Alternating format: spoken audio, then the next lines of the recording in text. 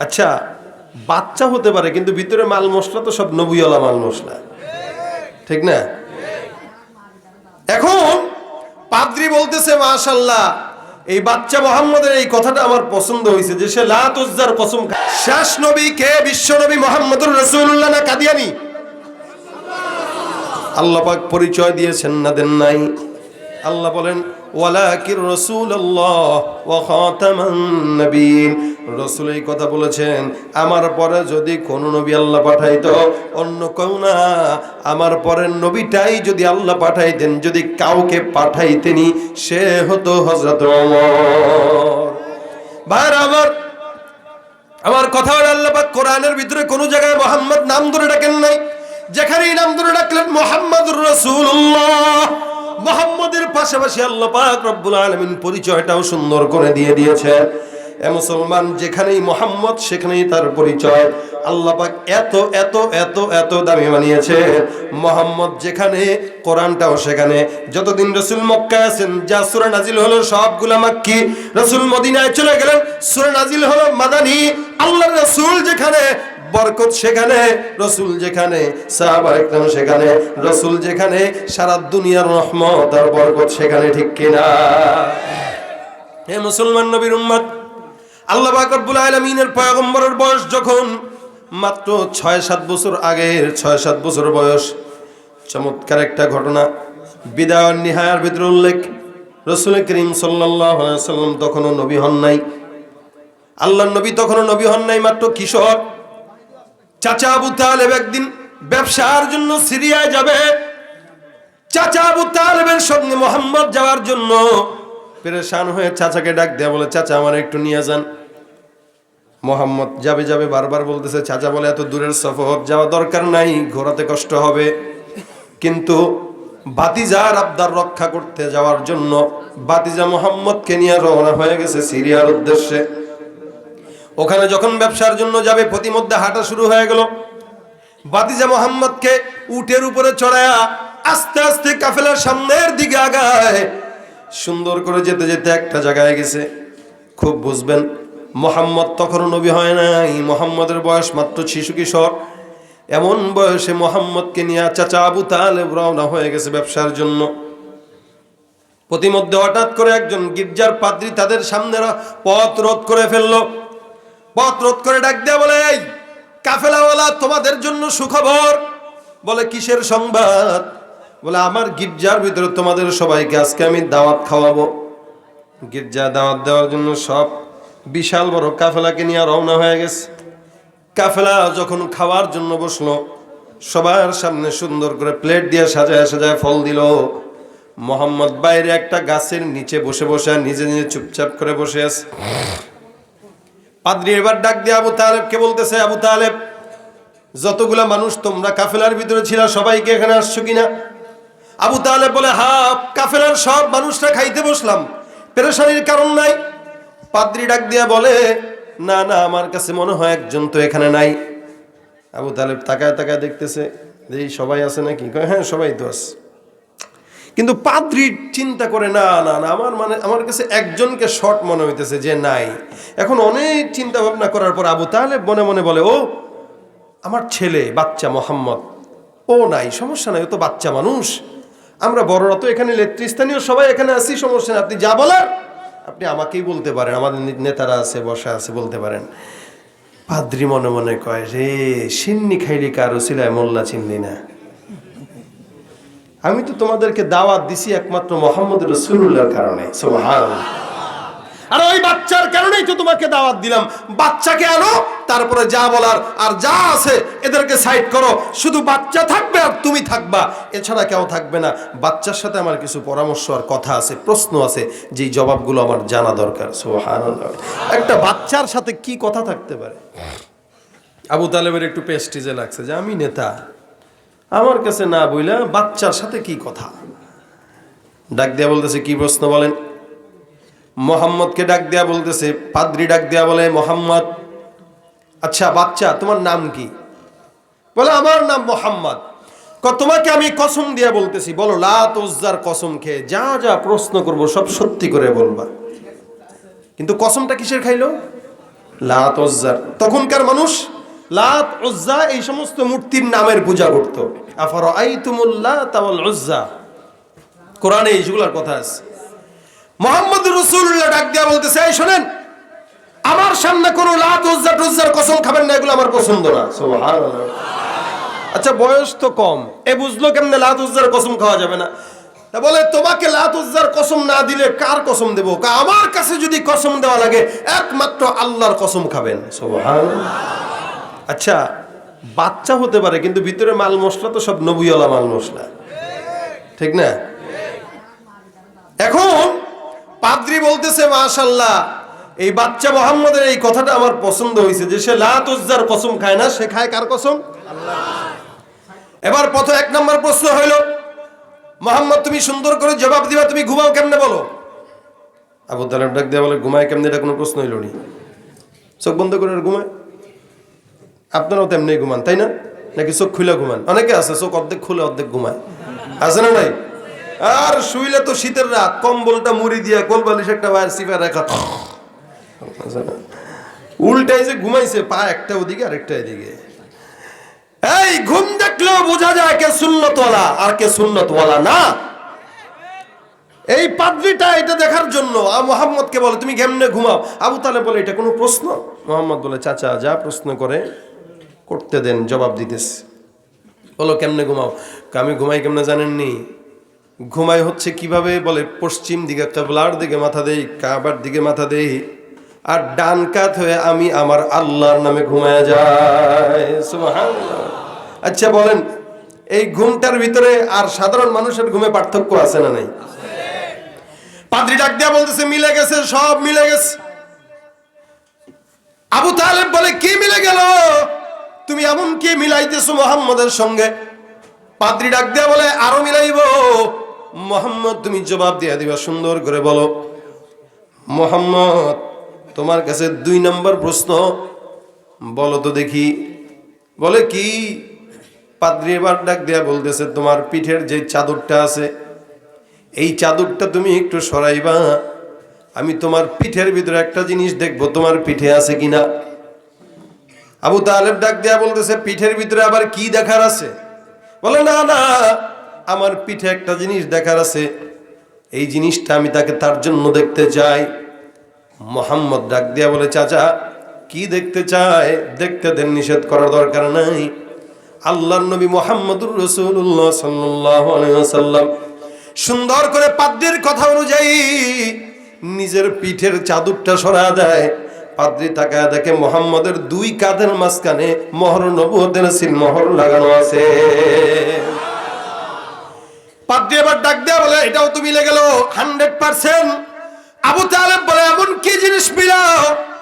আল্লাহ পাক রব্বুল আলামিনের বান্দা ডাক দেয়া বলে, তোমার কাছে আমার সর্বশেষ প্রশ্ন, তুমি বলবা এই বাচ্চাটা তোমার কি হয়? আবু তালেব ডাক দেয়া বলে, বাচ্চাটা আমার সন্তান হয়। না না, এই বাচ্চা কোনোদিন তোমার সন্তান হতে পারে না। তোমার নাম কি? বলে, আমার নাম আবু তালেব। পাদ্রী ডাক দেয়া বলতেছে, আরে এই বাচ্চার বাবা যে হবে তার নাম আবু তালেব হতে পারে না, বাচ্চার বাবার নামটা হতে যদি হয় আব্দুল্লাহ হওয়া লাগবে। তুমি কেমনে বুঝলা বাচ্চার ছেলের না বাচ্চার নাম, বাচ্চার বাবার নাম আব্দুল্লাহ? আবু তালেবের কথার জবাবে পাদ্রী ডাক দেয়া বলে, হে মক্কার লিডার, আমি কেমনে বুঝলাম এই বাচ্চার নাম মুহাম্মদ? বাচ্চার হালত যা শুনলাম, যা দেখলাম, এই সব কিছুর উপরে যেটা হওয়া লাগে, বাচ্চার নাম মুহাম্মদ হবে, বাচ্চার ছেলে বাবার নাম হবে আব্দুল্লাহ। মুহাম্মদ বিন আব্দুল্লাহ বিন আব্দুল মুত্তালিব, এটাই হলো বাচ্চাটার পরিচয়। সুতরাং মিথ্যা বলা দরকার নাই, তুমি জবাবটা দিয়ে দাও। আবু তালেব বলে, হ্যাঁ আল্লাহর কসম, আমার নাম আবু তালেব, বাচ্চাটা আমার ভাতিজা মুহাম্মদুর রাসূলুল্লাহ। কিন্তু তুমি কেমনে বুঝলা এই বাচ্চাটা মুহাম্মদ? পাদ্রী ডাক দেয়া বলে, হে আবু তালেব, মনে রাখবা, শুনে রাখবা, খুব খেয়াল করে শুনো, এই বাচ্চাটা সাধারণ কোনো বাচ্চা নয়, এই বাচ্চাটাই হলো আখিরি জামানার পয়গম্বর মুহাম্মদুর রাসূলুল্লাহ। আবু তালেব ডাক দিয়া বলতেছে, তুমি কেমনে বুঝলা এই বাচ্চাটা মুহাম্মদ শেষ নবী? পাদ্রী এবার ডাক দিয়া বলে, এতক্ষণ আমি যা যা মিলাইলাম সব কিছু পূর্ববর্তী কিতাবগুলোতে উল্লেখ আছে। আমি এগুলো দেখে দেখে বুঝলাম মুহাম্মদ সত্য নবী। শুধু তাই নয়, তার কিছু আলামত আমি গির্জার উপর থেকে দেশে বসে বসে দেখলাম। তোমাদেরকে আমি খামাখাই দাওয়াত দেই নাই। তোমরা যখন বিশাল বড় কাফেলাটা সামনের দিকে আগাও, আমি কিছু কিছু আলামত দেখে দেখে তোমাদেরকে আমি বুঝলাম। কি আলামত? বলে তোমরা সবাই সামনের দিকে আগায় আগায় আসতেছিলা, সবার মাথার ভিতরে মরুভূমির কঠিন রোদ, মরুভূমির রোদের ভিতরে সবার শরীরের অবস্থা বেগতিক হয়ে গেছে। কিন্তু আমি তাকায় দেখলাম সব মানুষের মাঝখানে একটা বাচ্চা মুহাম্মদ বসা, তার মাথার উপরে রোদ নাই, আসমান থেকে একটা মেঘের টুকরা মুহাম্মদকে ছায়া দিতে দিতে সামনে আগায়। মুহাম্মদ কেমন হবে? কোথায় যাবে? মুহাম্মদের পরিচয় কি? মুহাম্মদ শেষ নবী হবে কিনা, কখন নবী হবে, সব কিছু আল্লাহ পাক রব্বুল আলামিন পূর্ববর্তী কিতাবগুলোতে উল্লেখ করেছেন। কেন? যেন মানুষের চিনতে কঠিন না হয়। তো যদি মুহাম্মদের সমস্ত পরিচয় আগের কিতাবে নেওয়া দেওয়া না হয়, তাহলে তো বান্দাদের ভিতরে ভ্রান্ততা ছড়াবে যে এটা কি হইতেও পারে, নাও হইতে পারে। এই জন্য সবকিছু আল্লাহ পাক পূর্ববর্তী কিতাবগুলোতে আগে উল্লেখ করেছেন। রাসূল আসবে, প্রমাণ দেখবা, বিশ্বাস করবা, প্রমাণ ছাড়া মানার কোনো দরকার নাই। আবু বকর সিদ্দিক একদিন ব্যবসায় যায়, রাসূল তখন নবী হয় নাই, শাম দেশে গেলেন ব্যবসার জন্য। ওখানে যাওয়ার পর গভীর রাতে একদিন ঘুমাইলেন, স্বপ্ন দেখলেন। মুসলমান ভাইরা স্বপ্ন দেখতেছে, কি স্বপ্ন? আবু বকর সিদ্দিক স্বপ্ন দেখে আসমানের বিশাল বড় একটা পূর্ণিমার চাঁদ সিদ্দিক আকবর আবু বকরের কোলের ভিতরে এসে হাজির হয়ে গেছে। আসমানের পূর্ণিমার চাঁদ আবু বকরের কোলে হাজির। আবু বকর ঘুম থেকে উঠে তাকায় দেখে, পেরেশান হয়ে গেল। ঘুমের ভিতরে স্বপ্ন দেখলাম আসমানের পূর্ণিমার চাঁদ, কি করব কি করব। উনি স্বপ্নের ব্যাখ্যা জানার জন্য একজন পাদ্রী আলেমের কাছে চলে যায়, যে ডাক দিয়া বলে, আলেম, স্বপ্ন দেখলাম আসমানের পূর্ণিমার চাঁদ আমার কোলে হাজির, ব্যাখ্যা দিয়া দেন। আলেম ডাক দিয়া বলে, তোমার নাম কি? বলে, আবু বকর। তোমার বাড়ি কই? বলে, মক্কার জমিন থেকে আমি আসছি। বলে, কি স্বপ্ন দেখলা? বলে, আসমানের পূর্ণিমার চাঁদ আমার কোলে হাজির হতে দেখছি। পাদ্রী ডাক দিয়া বলে, হাই হাই, তোমার কপাল তো রাজের কপাল, তোমার কপাল তো বাদশাহী কপাল। তুমি যেই দামি স্বপ্ন দেখলে, এটা বিশাল বড় দামি স্বপ্ন। তোমার স্বপ্নর ব্যাখ্যা বলতেছে তুমি ভবিষ্যতে বাদশা হয়ে যাবা। সুবহানাল্লাহ কয় না? আমরা স্বপ্ন দেখি কি? যেটা মানুষ ঘুমায় সারাদিন কল্পনা করে সেটাই তো স্বপ্ন দেখে, ঠিক না? এই জন্য দেখবেন বাসের হেল্পাররা স্বপ্নের ভিতরে কয়, ওস্তাদ বায়া চাপান প্লাস্টিক আছে, আছে না? আমি একবার আমার ড্রাইভার হঠাৎ করে ঘুমাইতেছে এক জায়গায়, আমি প্রোগ্রামের সময় ডাক দিছি, টাইম হয়ে গেছে, বেটা কয়টা বাজে এখনো ঘুমাস? এই ডান পা দিয়ে জোরে একটা পা দিয়ে হুজুর ইন্নালিল্লাহ ইন্নালিল্লাহ। আমি কই, কি রে, এই কি গাড়ির ড্রাইভিং সিট নাকি? ঘুমাইতেছেন তো? ইন্নালিল্লাহ হুজুর, এমনি ডাকে কেউ? আমি তো মনে করছি গাড়ি চালাইতেছি। মানুষ যা চিন্তা করে ওটাই সে স্বপ্ন দেখে, এটাও একটা স্বপ্নের প্রকার, ঠিক না?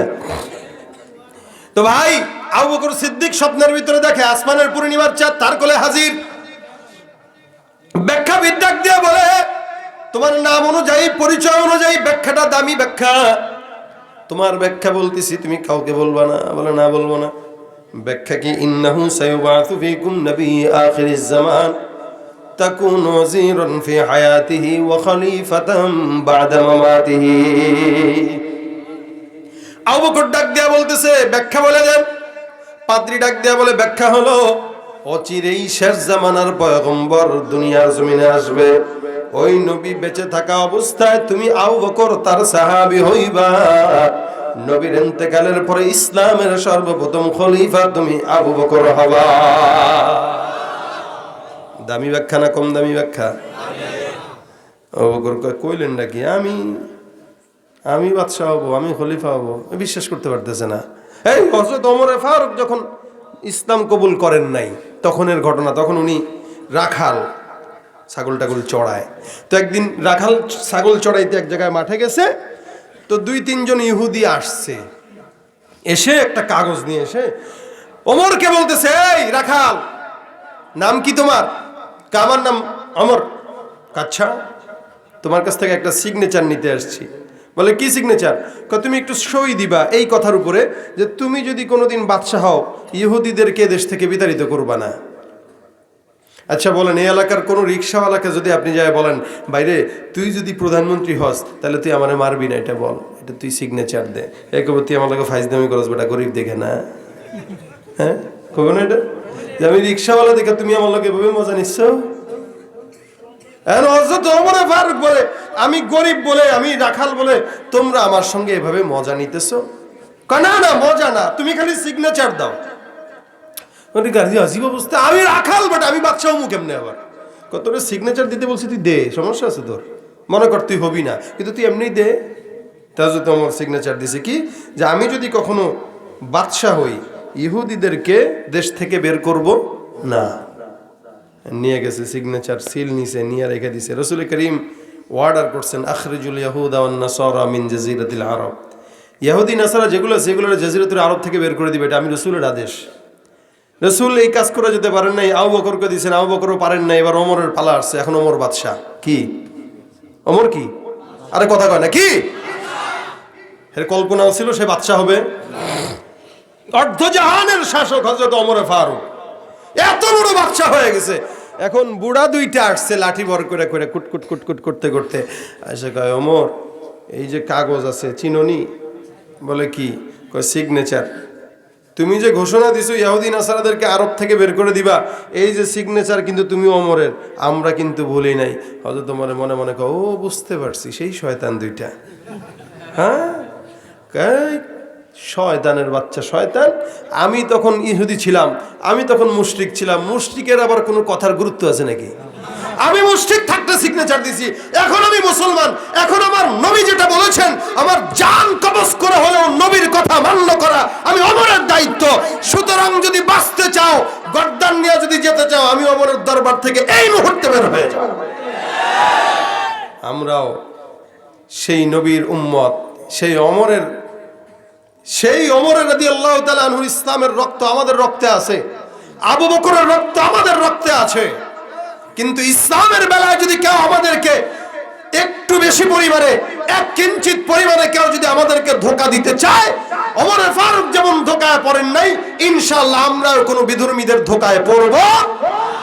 হযরত ওমর ফারুক যে নেতা হবে ইহুদিরা বুঝলো কেমনে? কারণ সব আল্লাহ পাক বুঝাই দিয়ে গেছেন। আবু বকর সিদ্দিক রাসূলের খলিফা হবে, স্বপ্নের ব্যাখ্যা বলে দেয়। কিছুদিন পর আবু বকর সিদ্দিক চলে গেলেন, মক্কায় চলে গেলেন। যাওয়ার পরে আরো মক্কার কাবার সামনে আবু জাহেল উতবা সাহেব সবাই বসা, ডাক দেয়া কয়, কি দোস্ত কি অবস্থা? সব খবর ভালো, একটা খারাপ খবর আছে। বলে কি?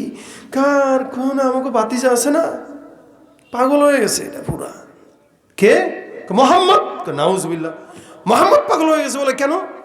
কারে এতদিন ওরে ভালো মনে করতাম, খুব ইনসাফ ওরা, মিথ্যা কোনোদিন বলে না, আমানতের খেয়ানত করে না, কারোর সঙ্গে খারাপ ব্যবহার করে না। এখন দেখি উল্টা পাল্টা কথা বলে। কি কেন? আমাদের নেতা, আমাদের যে মূর্তি আছে এই মূর্তির বিরুদ্ধাচরণ করে, তারে নাকি আল্লাহ নবী বানাইছে।